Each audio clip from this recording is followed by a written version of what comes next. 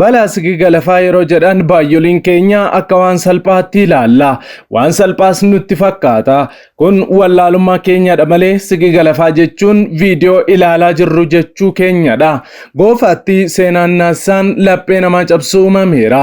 Taateen garaa nama nyaatu yoomiyyuu irraanfachuun hin danda'amne wayita muummichi ministeeraa Itoophiyaa Dr. Abiy Ahmed tiimii isaanii wajjin gara bakka balaan kun uumame gahan uumames humna nama buusa. Gara jabeessaanii kan ofiin jedhu kamiyyuu danda'een darbu. Uummanni lakkoofsaan 600 ol ta'an kun yeroo balaan sigiga lafaa inni lammaffaan uumame isaan irra garagalu kaan isaanii xilaa yookaan dibaabee, kuffiyyaa fi fooxaa akkasumas feestaala qabatanii dhufanii turan.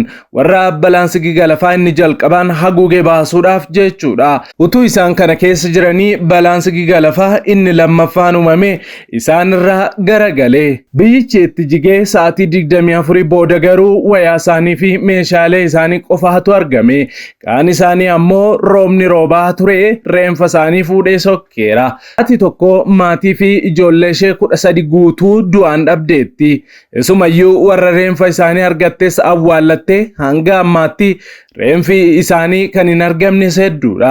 Daa'imni balbala cufamerra taa'ee yaadaan badee fi maatiin koo hin dhufu jedhee eegus ija namaa bu'eera. Shamarreen reenfa maatii ishee lama hammattee irra ciiftee boossus ija kaameraa keessa buuteetti.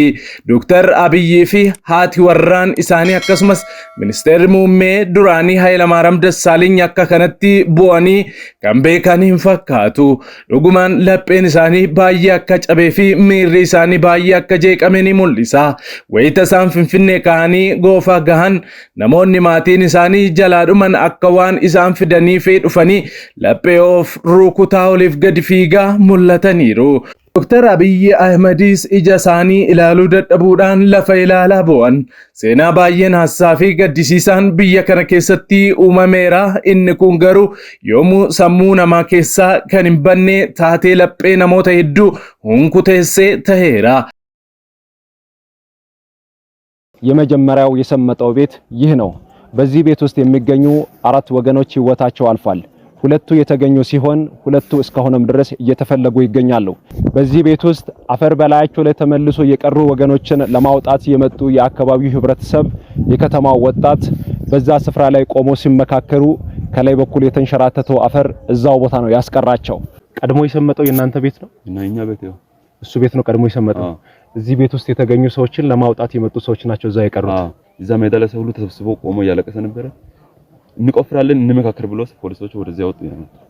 ከዛ እነሱ ተሰብስበው እዛ ቁጭ ብሎ የቆመው ተቀምጧል። እንደዚህ ተሰብስበው ያለ ከላይ መጣ። እስካሁን ድረስ አስክሬናቸው ያልተገኙ አባትና ወንድማቸው እዚህ ቦታ ላይ ያለ እዚህ ቦታ ላይ ናቸው። እስካሁን እየተፈለገ ነው። ቢፈልግም የለም። እነሱ ደግሞ እዚህ ጋር ጎርፍ ነበር። እዛ ቀን ጎርፉን እየመለሱ ነበር። የቆፈሩ እዚህ ተራራ ላይ ወጡ። እሺ ከላይ እነሱ ለመጡ ያለ ነው። እነሱ የታካቢ እንደኖሩ የሚያውቅ በዚህ ስፍራ ላይ ከላይ በኩል የተንሸራተተው አፈር በላያቸው ላይ ተመልሶ እንደምትመለከቱት በጎርፍ ወደ ታች ሰዎችን በትነዋቸው የሞቱ ወገኖች አስክሬናቸው እየተፈለገ ነው የሚገኘው። የጎረቤቶቻቸውን ሞት ሰምተው በድንገት የመጡ የአካባቢ ሰዎች በእጃቸው የያዙት እነዚህ ጥላዎች እንዲሁም እነዚህ ኩፍያ እንዲሁም ልብሶቻቸውም ጭምር እዚሁ ስፍራ ላይ ቀርተው እነሱ ግን ለወገኖቻቸው ስሉ ነፍሳቸውን ሰውተዋል። እናንተ ደጋግ ኢትዮጵያውያን እንዲሁም ኤርትራውያን ወገኖቼ ብርድ ልብስ እንዲሁም ፍራሽ ይዛችሁ በመምጣት ብትችሉ ደግሞ ቀለብም ይዛችሁ በመምጣት ለወገኖቻችሁ በአስቸኳይ እንድትደርሱ ስንል በፈጣሪ ስም በትህትና እንጠይቃችኋለን። qaamota gargaarsaaf gara sitti imalan keessa dargaggeessa tola ooltummaan beekamu Maaster Abinnat Kabbadee isa tokkodha. Mana jalqabaa biyyeen irratti jige keessa nama 4 yoo dhuman reenfi nama 2 argamu fi 2 immoo ammallee akka hin argamin jiru adda baasee viidiyoo hojjetee nutti agarsiiseera. Balaan jalqabaa erga uumame booda eeggannoo dhabuu fi naasuurraa kan ka'eef malee balaa sigigaa isa lammaffaarraa ooluun hin danda'ama ture kan jedhame yommuu ta'u, balaan sigiga lafaa inni lammaffaan kun yeroo uumamuuf jedhu dursee mallattoo agarsiisee akka turee fi biyyeen gadi jijjigaa akka tures himaniiru. Garuu uummanni tasumaa kana hin yaadne ture. Walii isaa baraaruutti itti dabalame. Bulchaa gandichaa dabalatee jechuu keenya.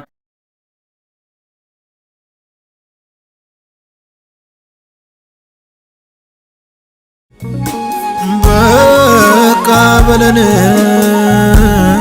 አምላክ ሆይ ማረን በቃ በለን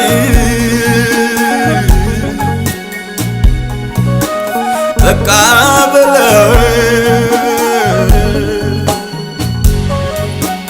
በቃ በለን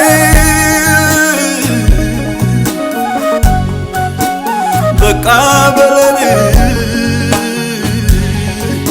አምላክ ሆይ ማረን። መጀመሪያ ዙር የወደሙ ቤተሰቦች ሙሉ እስካሁን ድረስ አልተገኙም። አሁን ግን ሰው እስከዛሬ የተገኙትን የቀበሩ ናቸው። አሁን ያላገኙትም የለቀሰን የፈላለገን የቆፍረን ነው። Nagaan Faraarri Kiristoos bakka jirtanitti hunduma keessaniif haa baay'atu. Akkam jirtu daawwattoota Kiristiyaan Miidiyaa. Qophii wayitaawwaaf yeroo kanaaf isiniif qindeeffanne isin biraan ga'uuf qabannee dhiyaanneerra. Yeroo jalqabaaf gara chaanaalii keenyaatti kan dabalamtan subscribe gochuudhaan mallattoo beelii sana fuulduratti isinii ba'u ala tokko gadi tuquun ol kan jetturraa kaadhaa. Kana gochuu keessaniin odeeffannoowwan Kiristiyaanummaa yeroo hundumaa wayita gadhiifaman hunduma dursee akka isin naqqabuuf isin gargaara. Like, share godhaa. Yaada keessan immoo saanduqa yaadaa yookaan koomentii keessattiin qooda kallattiidhaan gara qophii keenya yeroo kanaatti wal wajjin hadabarru.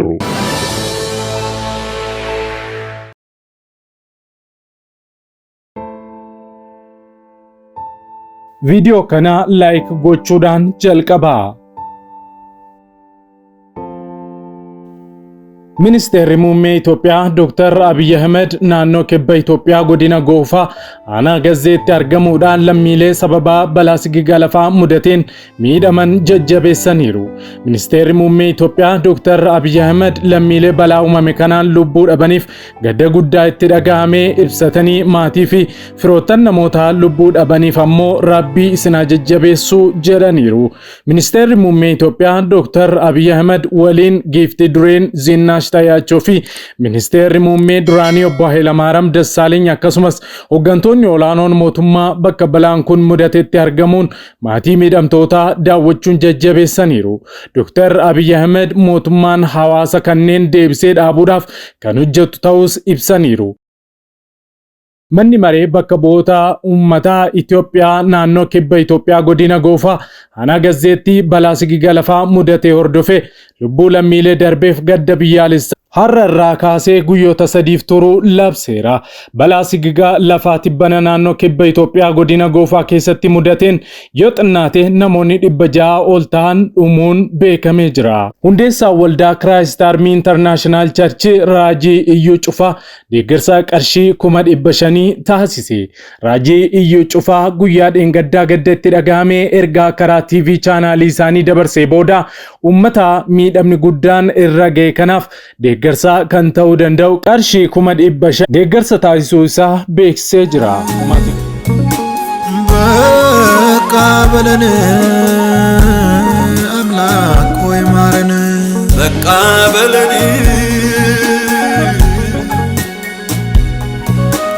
በቃ በለን በቃ በለን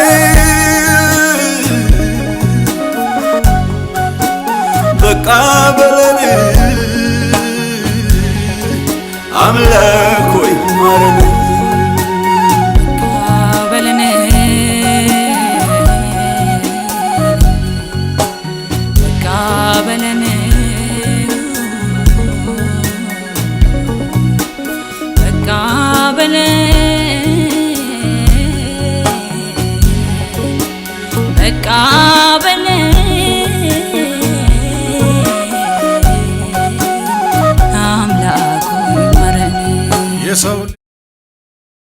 ታላቅ ህዝብ ነው።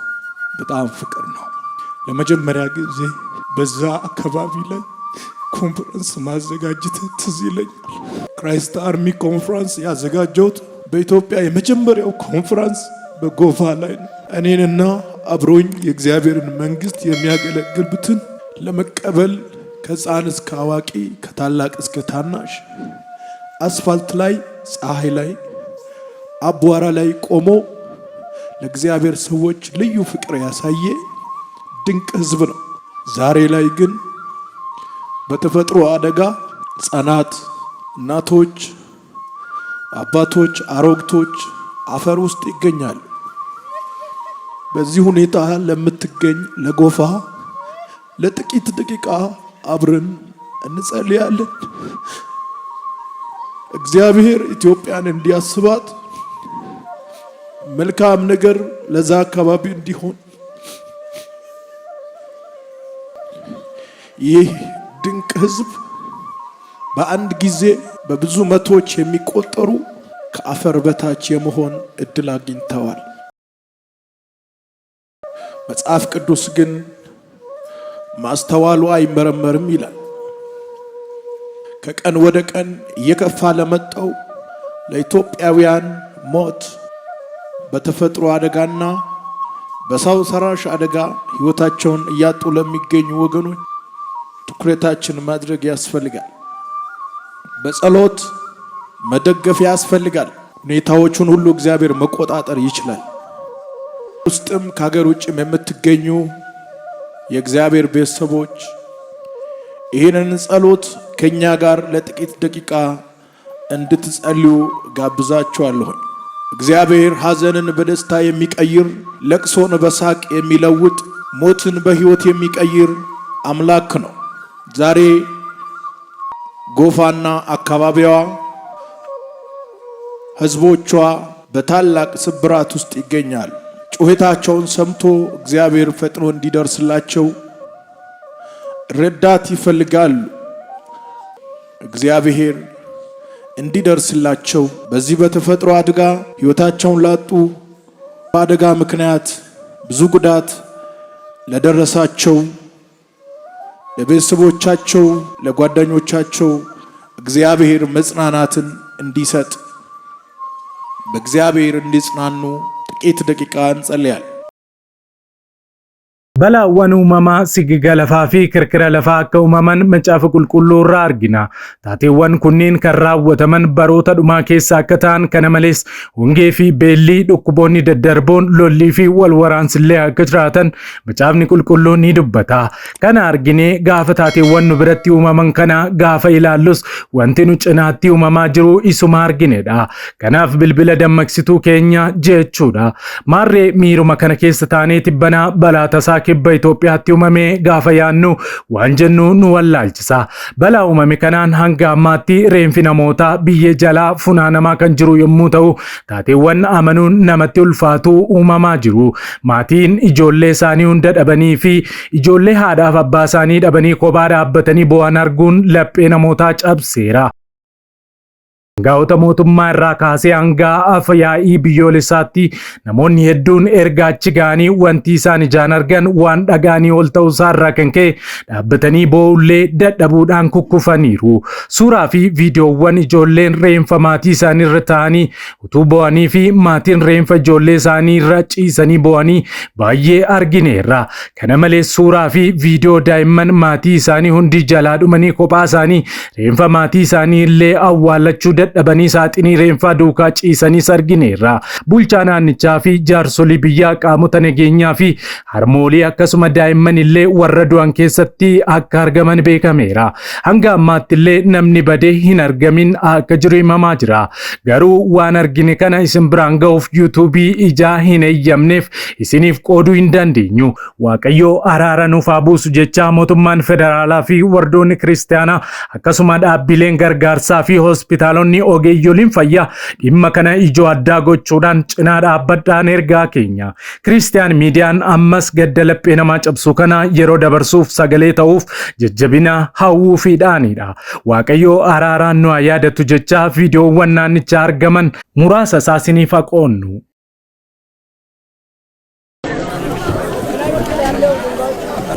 መጀመሪያ ዙር የወደሙ ቤተሰቦች ሙሉ እስካሁን ድረስ አልተገኙም። አሁን ግን ሰው እስከ ዛሬ የተገኙትን የቀበሩ ናቸው። አሁን ያላገኙትም የለቀሰን የፈላለገን የቆፍረን ነው።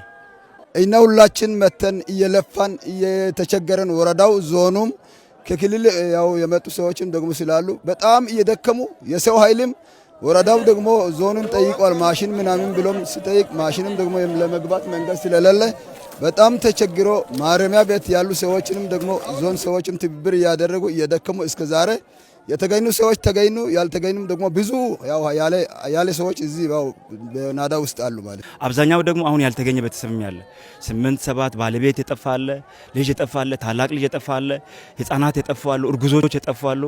ጉዳቱ በጣም ከባድ ስለሆነ ይሄንን በጣም ከባድ ደረጃ ላይ ያለ ነው። ግማሹ አሁን አስከሬን የወጣው ራሱ ላይ ያልተቀበረበት ሁኔታ አለ። ቤት ወስዶ የሚቀብረው ያጣ ቤተሰብ አለ። ቤተሰብ ያጣ ማለት ነው። ማልቀሻ ራሱ የለም፣ የሚያለቅስ ሰው የለም ራሱ ለመቅበር እንኳን ቀርቶ ማለት ነው። የሚያለቅሱ አንድ ሰው ብቻውን ቆሞ የሚያለቅስ ቤተሰብ አለ። ዛሬም ጧት የኔ እናት ነች የተገኘችው። ያገኙት አስከሬኑ ወስዶ በየገሉ ቤት እየለቀሱ ነው። ሰው ሰፈር የለም፣ ሰው የለም። አካባቢው ሙሉ ችግር ውስጥ ገብቷል። ሰው ተቸግሮ ወደ ችግር ውስጥ ነው ያለው። አሁንም ከመንግስት እርዳታ እንፈልጋለን። የኔ ነው የከሌ ነው የሚል የለም። ሁሉም እየተረባረበ እየሰራ ነው ያለው። ሁሉም እየተረባረበ እየሰራ ነው። የከሌ አስከሬን ነው የሚል የለም፣ የኔ አስከሬን ነው የሚል የለም። አሁን ያልተገኘ ቤተሰብ አለ። አሁን ፍለጋም ራሱ ሁሉም የአንዱን ካገኘ የማን ነው ብሎ ጨርቁን አውጥቶ አሳይቶ ነው እያስረከበ ያለው። ህብረተሰቡ ርብርቡ በጣም ደስ የሚል ነው። እንጨቱ ምናምን ስላለ ድንጋዩ ስላለ በሰው ኃይል ስለማይቻል ማሽን ቢመጣ ይሻላል እያሉ ብዙ ሰዎች ደግሞ ያው እየለቀሱና እየለመኑ ማሳወቂያ እያደረጉ ነበር። ማሽን ለማስገባት መንገዱ እንደምታዩት ነው። ህብረተሰቡ በቃ ይሄንን እንጨቱን ከላይ እያነሳ ሰው ተጠቅልሎ እዛ ውስጥ ተወሽቆ ያለበትን በዶማ እያወጣ ነው ያለው። ውሃ አለ። ውሃውን ገና እንደገና ውሃ እያሳየ ይሄ የተረገጠውን ድንጋዩን ከላይ እያነሳ ነው አስከሬኑ እያወጣ ያለው። በጣም አሳሰብ፣ በጣም ያማል። በጣም የሚያስቸግር ሁኔታ ላይ ነው ያለው። እስካሁን ድረስ በጣም እየተሰራ ያለው አሁንም ራሱ ብዙ አስከሬኖች ስላሉ አሁንም ሌላ ሰው ኃይልም ያስፈልጋል። በርኬኛ ማሊፍተዬ በረባርሳ በርኬኛ ማሊፍተዬ በረባርሳ ቀሊናማ ውቱማ ደሙ ወርጫ የከምሰኬ ዮኑራ ካፍቴ ማልታ harka keenya bal'ifanne araara siin jechaa jirra iji keenuu na millatu yaa gooftaa Yesuus waaqarra harka keenya bal'ifanne araara siin jechaa jirra iji keenuu na millatu yaa gooftaa Yesuus waaqarra.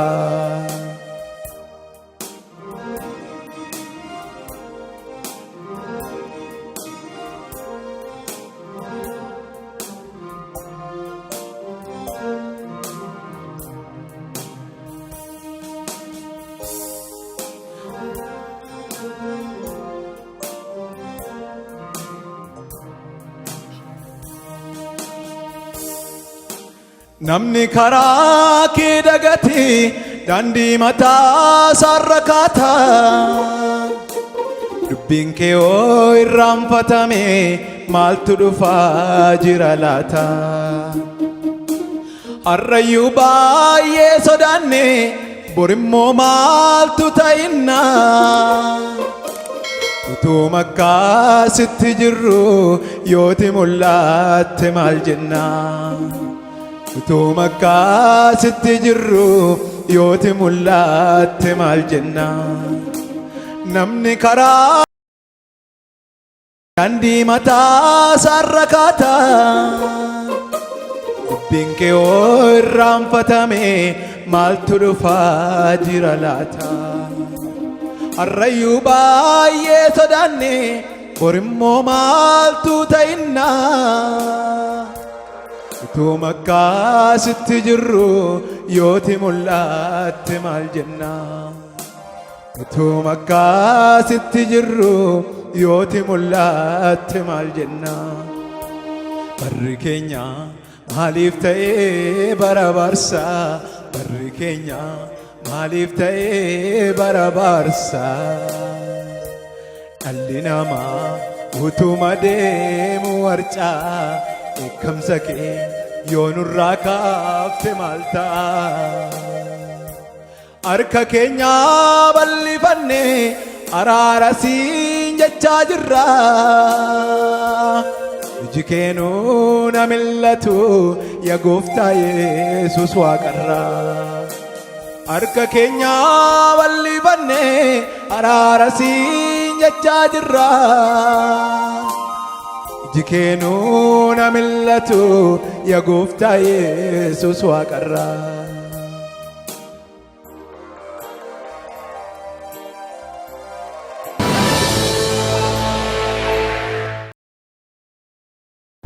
waggoota dheeraadhaaf kiristaanonni miidiyaalee ittiin sagalee isaanii ibsatan dhabuun rakkataa turaniiru. Bari'uun waan hin oolleef maarree kunoo Kiristiyaan miidiyaa sagalee nuuf ta'aa jira. Kanaaf miidiyaa haqaa odeeffannoo dhugaadhaaf wayitaawaa yuutuubii Kiristaan miidiyaa sabskraayib laayik sheer godhaa. warra sagalee dhabaniif sagalee ni taana. Yesuus fayyisaadha.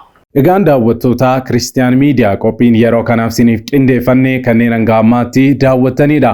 Yeroo jalqabaaf yookaan qophii keenya walakkaatti gara chaanaalii keenyaatti kan dabalamtan subscribe gochuudhaan mallattoo beelii sana fuulduratti sinii ba'u ala tokko gadi tuquun ol kan jettu irra kaawwachuu akkasumas like share gochuun saanduqa yaadaa keessatti immoo yaada keessan nu kaa'uu hin dagatina. Sa'aatii muraasaa booddee odeeffannoo haaraaf gara biraatiin hamma deebinee ol arginutti turtii gaarii siniif haa ta'u nagaan tura.